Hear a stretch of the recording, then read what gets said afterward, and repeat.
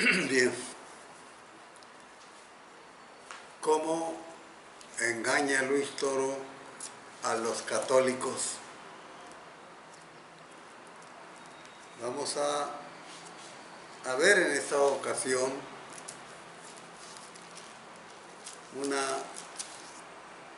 refutación a su video titulado ¿Cómo engañan los pastores protestantes? Por eso ahora vamos a ver este video titulado ¿Cómo engaña Luis Toro a los católicos? Con Romanos 10, 8 al 10. Primero tenemos que decir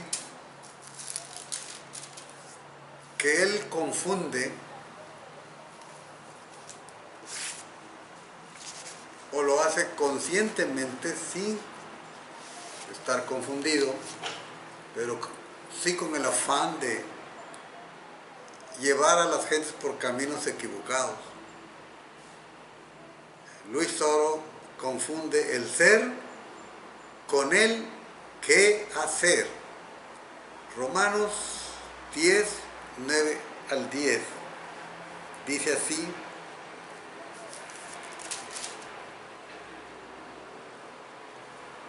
Romanos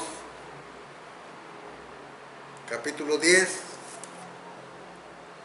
versículos 8 al 10 dice: Mas ¿qué dice? Cerca de ti está la palabra, en tu boca y en tu corazón. Esa es la palabra de fe que predicamos. Si confesares con tu boca que Jesús es el Señor y creyeres en tu corazón que Dios lo levantó de los muertos, serás salvo. Desde los primeros días del cristianismo, que se empezó a predicar el Evangelio, primero por Juan el Bautista testificando de Cristo y después Cristo mismo, después acompañado por sus discípulos, se siguió predicando el Evangelio. Y el problema era el creer en Cristo, el aceptar a Cristo como el Hijo de Dios, como el Mesías. Porque no es como en estos tiempos fáciles para cualquier persona decir creo en Cristo. En aquellos tiempos, confesar que se era cristiano, que se creía en Cristo Jesús como el Mesías, era exponerse al sufrimiento, era exponerse inclusive a la muerte. Tenemos el ejemplo que nos da Saulo de Tarso antes de convertirse. Cómo perseguía a los discípulos del Señor Jesús. Bastaba con que dijeran que creían en Cristo. Y es por eso que fueron llamados por primera vez cristianos. Ya habían tomado cierta fuerza. Pero en esos tiempos, como también en nuestros tiempos, no fue fácil decirse cristiano, no fue fácil decirse seguidor de Cristo, no era fácil decir creer en la Biblia, que nuestros primeros hermanos en Cristo Jesús, hablando de México, hablando del estado de Oaxaca y de otros estados de la República, sufrieron persecuciones, sufrieron la muerte por declararse evangélico, por decir que creían en el Evangelio de Jesucristo, por decir que creían en Cristo Jesús como el único Señor y Salvador. Decir esto ante el mundo que creía en los llamados santos, en las imágenes, en el mundo que creía en San Pedro, en la Virgen de Guadalupe, era terrible.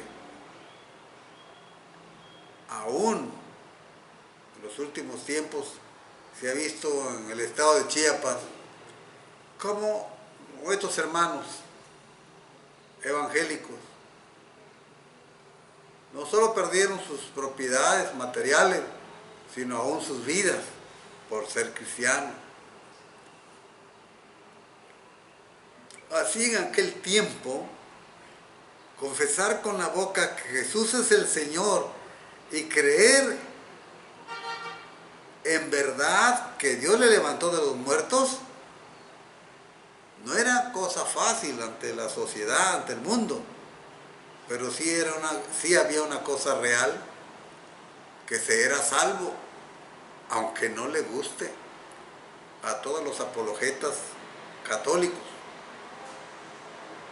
Porque dice, con el corazón se cree para justicia, es decir, cuando el hombre cree de todo corazón, Dios lo declara justo, porque todo el pecado de él es cargado en Cristo y toda la justicia de Cristo es cargado en el pecador arrepentido, en el pecador que ha puesto su fe en Cristo Jesús. Es como el joven que está enamorado de una joven.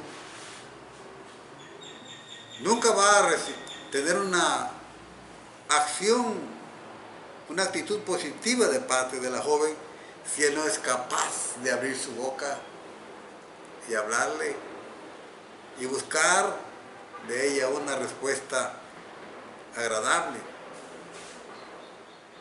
Asimismo, el hombre tenía que decir públicamente, y por eso es que eran bautizados. ¿Acaso no dice el libro de los Hechos de los Apóstoles, en el capítulo 2, no dice: al oír esto se compungieron de corazón y dijeron a Pedro y a los otros apóstoles: varones hermanos, ¿qué haremos? Pedro les dice: arrepentíos y bautícense cada uno de vosotros en el nombre de Jesucristo para perdón de los pecados y recibiréis el don del Espíritu Santo. En el versículo 19 dice: porque para vosotros es la promesa, para vuestros hijos, para todos los que están lejos, para cuantos el Señor nuestro Dios llamare. Y con otras muchas palabras testificaba, exhortaba, diciendo: sed salvos de esta perversa generación. Así que los que recibieron su palabra fueron bautizados y se añadieron aquel día como 3,000 personas. Los que recibieron, los que aceptaron, los que creyeron, fueron bautizados. Así que los que creyeron fueron bautizados porque habían creído, porque los habían considerado salvos por su fe testificada de manera pública. Y de esto es lo que está hablando Pablo, que dice que si confesares con tu boca que Jesús es el Señor y creyeres en tu corazón que Dios lo levantó de los muertos, serás salvo, porque con el corazón se cree para justicia, pero con la boca te confiesa para salvación. Pues la Escritura dice: todo aquel que en Él creyere, en Cristo Jesús, no será avergonzado. Romanos 10 pues nos habla del cómo ser salvo. Romanos 10 nos habla de cómo ser salvo. Juan 1, 11 al 13 nos habla de cómo el ser humano llega a ser hijo de Dios. Dice en el Evangelio de Juan capítulo 1 versículo 11 al 13: a los suyos vino, pero los suyos no le recibieron, mas a todos los que le recibieron y creyeron en su nombre, les dio potestad de ser hechos hijos de Dios. En su nombre, creyeron en su nombre. ¿Cuál era el nombre del Verbo que se hizo carne? Pues el nombre era Jesús, que quiere decir Salvador. Y los que creyeron que le salvaba, les declaró hijos de Dios. Entonces, Juan nos está diciendo que para ser hijo de Dios hay que creer y hay que recibir a Cristo Jesús, no en el estómago, sino en el corazón, señores, en el corazón. Gálatas, capítulo 3, voy a leerlo porque yo lo puedo decir de memoria, pero quiero leerlo porque es mejor que lo lea. Gálatas capítulo 3, versículos 26, dice así: pues todos sois hijos de Dios, todos sois hijos de Dios por la fe en Cristo Jesús. Y alguna vez fueron declarados hijos de Dios a estos Gálatas a quienes Pablo dirige su carta.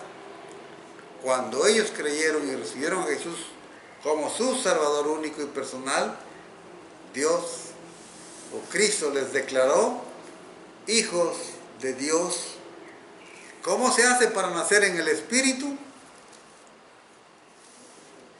¿Cómo se hace para nacer en el Espíritu? Veamos lo que nos dice el evangelista Juan, capítulo 3,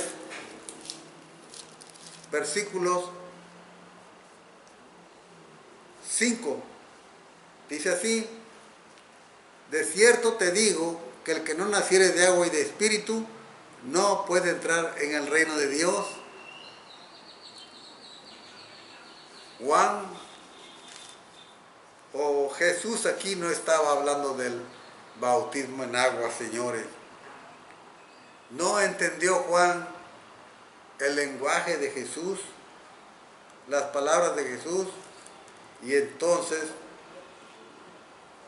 le habla como todo un hombre que debía conocer la historia del pueblo de Israel a Nicodemo, y le dice en el versículo 14: como Moisés levantó la serpiente en el desierto, así es necesario que el Hijo del Hombre sea levantado. ¿En dónde? En la cruz, en el monte Calvario, para que todo aquel que en él cree no se pierda, mas tenga vida eterna. Aquí está hablando de cómo ser hijo de Dios, de cómo nacer en el Espíritu, de cómo ser hijo de Dios. Ahora veamos que también nos dice, de la misma manera, es tener vida eterna. 5 del capítulo 3 de Juan, 14 y 15. ¿Cómo tener la vida eterna? Es igual a ser salvo. ¿Cómo? Creer en aquel que fue levantado, fue puesto en una cruz y fue levantado, murió por cada uno de los pecadores. El que cree en él es salvo, tiene vida eterna. En Juan capítulo 10,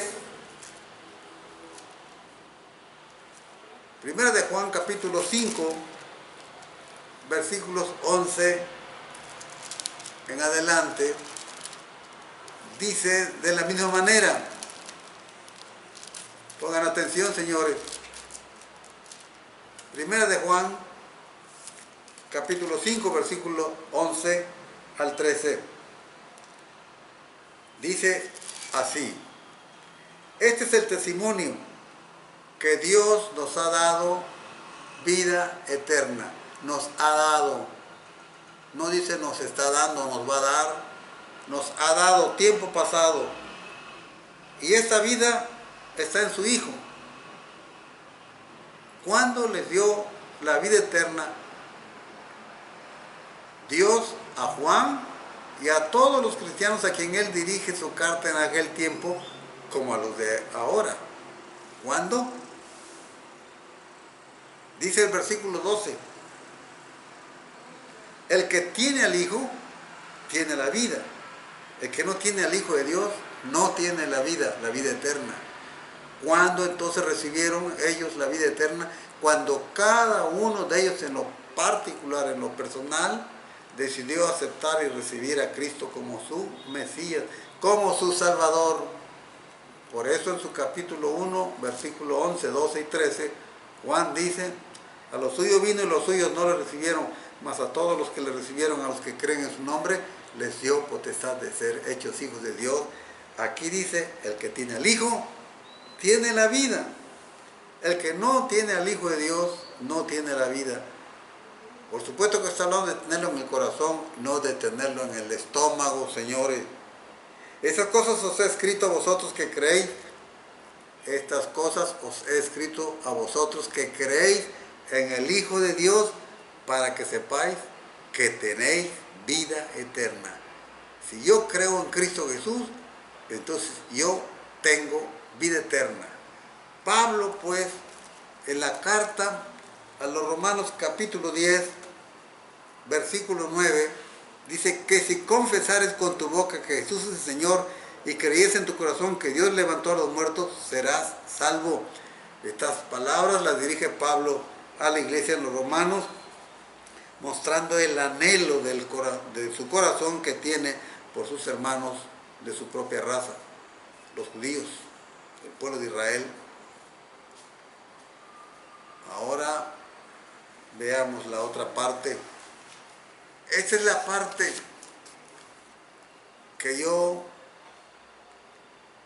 digo que trata de el ser salvo, el ser hijo de Dios, el tener la vida eterna, el tener la salvación segura. Y ahí donde él confunde, Luis Toro confunde el ser con el qué hacer.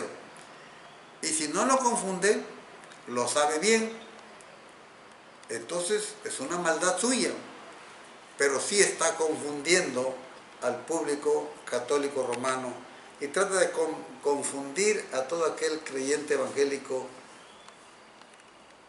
nuevo, tierno, que se acerca por curiosidad a verlo o a escucharlo. Confunde el ser con el qué hacer. Confunde y manipula las escrituras, porque luego él cita el Evangelio de Lucas, capítulo 6, versículo 46, donde dice de la siguiente manera, así: ¿Por qué me dices, Señor, Señor, y no hacéis lo que yo digo? Todo para llevarlo a la doctrina católica, a convertirse a la iglesia católica, no a convertirse a Cristo, sino a la iglesia católica. Porque dice: ¿por qué me llamas Señor, Señor, y no hacéis lo que yo os digo? Y luego lo lleva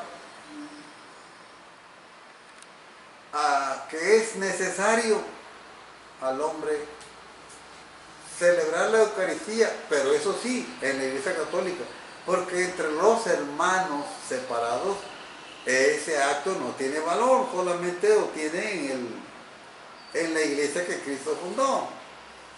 Pero cuando Jesús dice aquí: ¿por qué me llamas Señor, Señor, y no hacéis lo que yo os digo?, él está culminando lo que en Mateo se conoce como el Sermón del Monte, de cómo debe vivir un cristiano, de cómo debe vivir un verdadero discípulo de Jesús. Aquí todavía no está instituida lo que se conoce como la Eucaristía y nosotros conocemos como la Cena del Señor. Entonces aquí él está confundiendo el ser con el qué hacer. Cuando Jesús dijo a sus discípulos: haced esto en memoria de mí, era algo que ellos tenían que celebrar después de la muerte de Jesús. También citan el capítulo 6 del Evangelio de Juan. y especialmente aquel texto que dicen que en el griego se habla de masticar y que ellos mastican la hostia, pero se olvidan exactamente los que dejaron a Jesús en esta ocasión. Lo dejaron porque creyeron que Jesús los estaba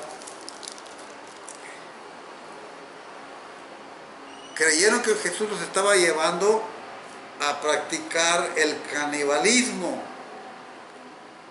Por eso se fueron, dijeron, dúrese esta palabra. Cuando Jesús dijo eso, estaba en su propio cuerpo, estaba en su propia sangre. Y entonces Jesús preguntó, ¿dónde están? Y Pedro le dijo, se han ido, Señor. Y Jesús les dijo, ¿queréis iros también vosotros? Entonces Pedro contestó, Señor, ¿a quién iremos si solo tú tienes palabras de vida eterna?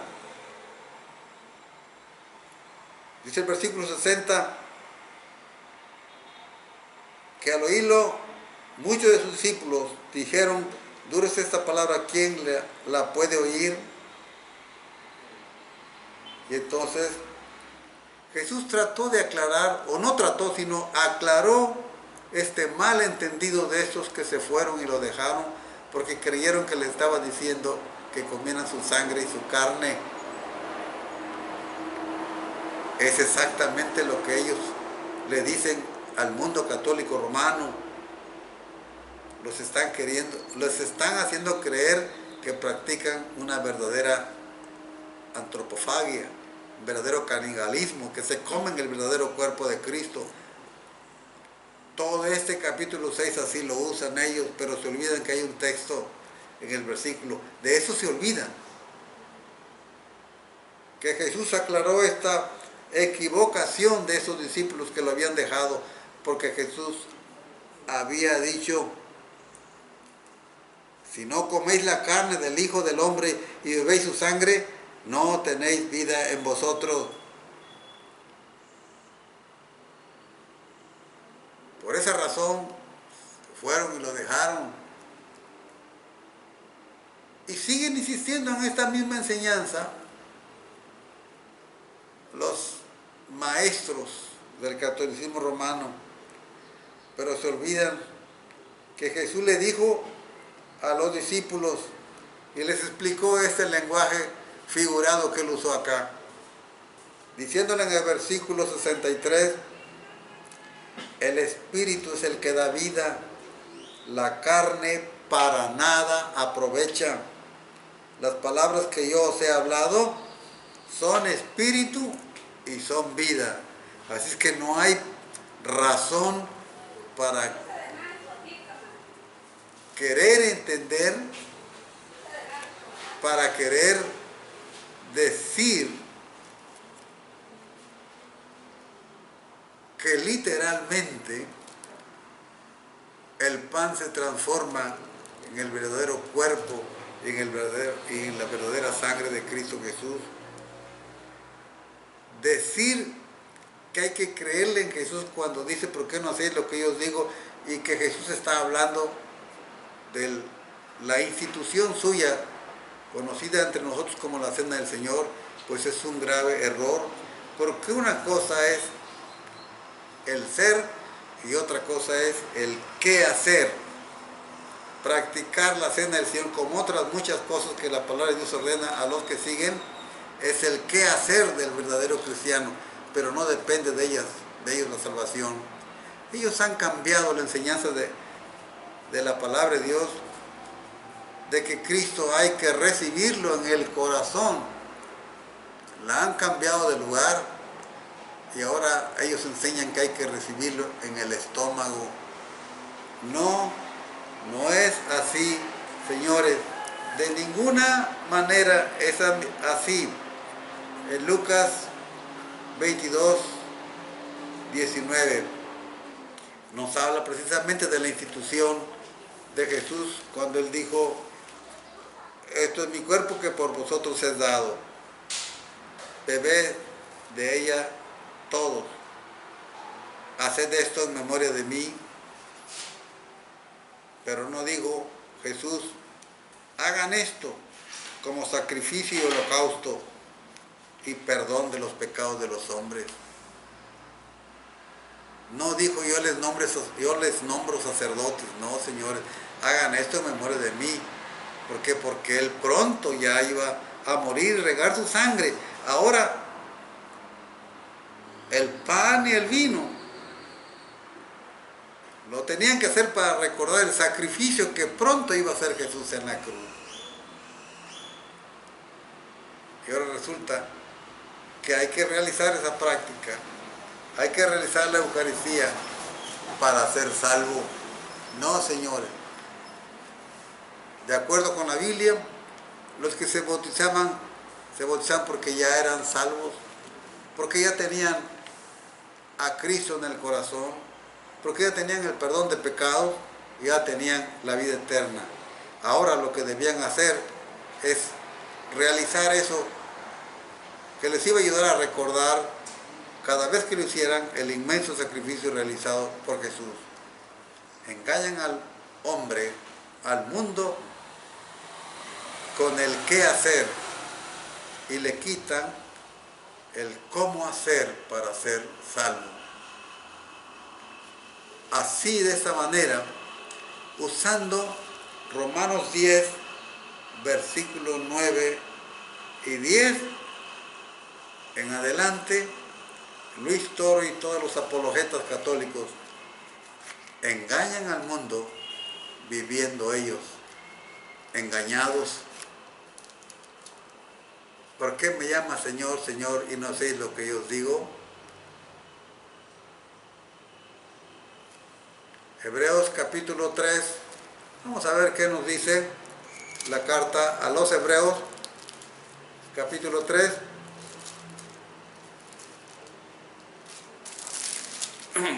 Versículos 7 y 8. Hebreos 3, 7 y 8. Por lo cual, como dice el Espíritu, si oyereis hoy su voz, no endurezcáis vuestros corazones como en la provocación en el día de la tentación en el desierto, donde me tentaron vuestros padres y me probaron, y vieron mis obras 40 años, a causa de la cual me disgusté contra esa generación, y dije, siempre andan vagando en su corazón, y no han conocido mis caminos. 7 y 8. Si oyeres hoy su voz, no endurezcáis vuestro corazón. No cierren su corazón, cierren su estómago, pero abran su corazón y reciban a Cristo y confiésenlo, pero que sea de todo corazón, porque si no es de todo corazón, entonces no tiene ningún sentido. Sean salvos, acepten a Cristo como su Salvador personal. Es una invitación que un humilde siervo de Dios les hace. Que Dios les bendiga.